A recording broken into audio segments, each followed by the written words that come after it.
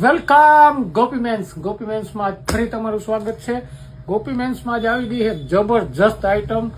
તમને જેવા આગળના ટ્રેક આપતા હતા ને, બધા કહેતા હતા ને કે જીન્સ જાડું પડે છે ને અત્યારે મજા નથી આવતી, એવી મજા આવે ને એવી સુપર વેરાયટી જે સમરમાં હાલશે, વિન્ટરમાં હાલશે ને મોન્સૂનમાં તો 100% હાલશે અને સુકાઈ જાય એવી ગેરંટેડ આઈટમો.